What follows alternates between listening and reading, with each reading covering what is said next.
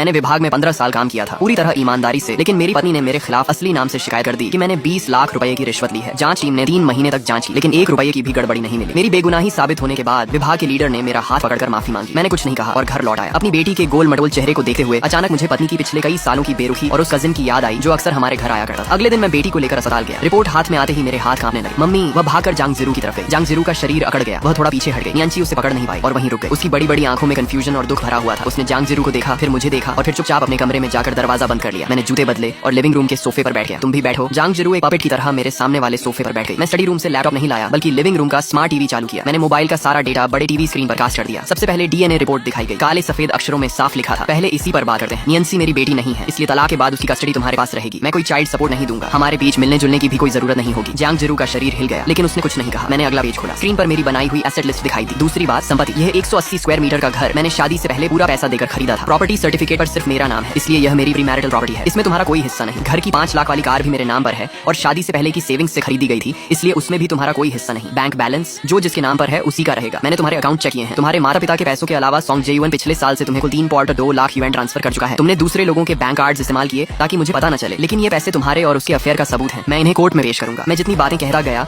उसका चेहरा उतना ही सफेद पड़ता गया। मैंने आगे बढ़ाया। स्क्रीन पर सॉन्ग जेयुन और उसकी होटल एंट्रेंसेस तथा पार्किंग लॉट्स में गले मिलने और किस करने वाली तस्वीरें चलने लगी। हर फोटो के साथ टाइम और लोकेशन साफ लिखी हुई थी। तीसरी बात, तलाक का कारण। शादी के दौरान अफेयर और लंबे समय तक गलत रिश्ता रखना, इसके सबूत पक्के हैं। लेकिन सबसे महत्वपूर्ण बात यह है कि तुम और सॉन्ग जेयुन ने मिलकर मुझे झूठे केस में फंसाने की साजिश की ताकि मैं जेल चला जाऊं और तुम मेरी सारी संपत्ति हड़प सको। ये सिर्फ अफेयर नहीं, क्राइम है। स्क्रीन पर वीचैट चैट रिकॉर्ड्स के स्क्रीनशॉट्स दिखाई दिए। लगता है पति को मुझ पर शक हो रहा है। अब क्या करें? प्लान के मुताबिक चलो। जब वह अंदर चला जाएगा तो तुम और नियांसी दोनों मेरे हो जाओगे। क्या वह सच में उस 20 लाख वाली फिक्स्ड डिपॉजिट स्लिप पर भरोसा कर लेगा? तुम बस कहना कि तुमने अपनी आंखों से देखा है। जांच एजेंसियां अक्सर गलती से पकड़ लेंगी, लेकिन छोड़ेंगी नहीं। जैसे ही वह कंट्रोल में जाएगा हम जीत जाएंगे। ये सब उसे पूरी तरह तोड़ देने वाली आखिरी चोट होगी। जांग जिरू टीवी पर अपनी और सॉन्ग जेयुन की ये गंदी चैट्स देखकर आंखें टूट गई। ऐसा नहीं है, उसने मुझे मजबूर किया था। उसने कहा कि वह मुझसे प्यार करता है। उसने कहा कि तुम मेरे साथ पहले जैसे अच्छे नहीं रहे। उसने कहा कि सिर्फ वही मुझे खुश रख सकता है। तुम्हारी शिकायत करना भी उसी का आइडिया था। उसने कहा था कि जैसे ही तुम गिर जाओगे हम हमेशा के लिए साथ रहेंगे। इस वक्त भी वह सारी जिम्मेदारी सॉन्ग जेयुन पर डाल रही थी। मैंने टीवी बंद कर दिया। लिविंग रूम में फिर सन्नाटा छा गया। मैं उठा और स्टडी रूम से पहले से प्रिंट किए हुए 2 डॉक्यूमेंट्स लाकर उसके सामने टी टेबल पर फेंक दिए। एक डिवोर्स एग्रीमेंट था और दूसरा प्रॉपर्टी वेवर स्टेटमेंट। साइन कर दो, कल हम सिविल अफेयर्स ब्यूरो जाकर शांति से अलग हो जाएंगे। मैं तुम्हारे झूठे आरोपों की क्रिमिनल लायबिलिटी नहीं उठाऊंगा और तुम्हें आखिरी सम्मान भी दे दूंगा। तुम खाली हाथ निकल जाओगी, बस इतना ही।